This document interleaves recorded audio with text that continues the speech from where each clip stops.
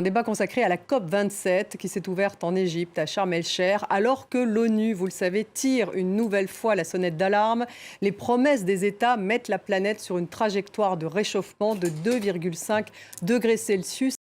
Nombre de nos États qui sont frappés par les conséquences même du dérèglement climatique et qui, si besoin en était, nous démontrent une fois encore que l'urgence climatique est bien là. Inondations dévastatrices au Pakistan, sécheresse historique en Afrique de l'Est, cyclone en série en Afrique australe, dont à Madagascar. Les pays les plus pauvres sont aussi les plus exposés. Cette partie de la manifestation extrêmement violente relevait d'activistes avec des modes opératoires qui relèvent, je n'ai pas peur de le dire, de l'écoterrorisme que nous devons absolument combattre. Qui va payer pour les dégâts irréversibles causés par le réchauffement dans les pays pauvres, les plus vulnérables et les moins émetteurs? Musk, aujourd'hui, il a entre 210 et 220 milliards de dollars. 210-220 milliards de dollars, c'est le PIB de la Grèce.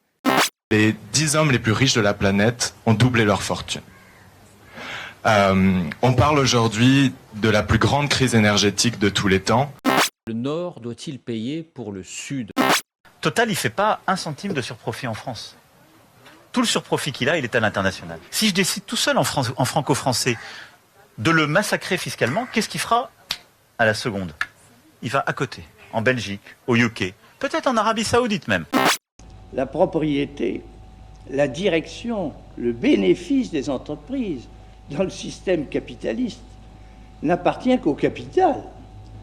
Et alors ceux qui ne le possèdent pas se trouvent dans une sorte d'état d'aliénation à l'intérieur même de l'activité à laquelle ils contribuent.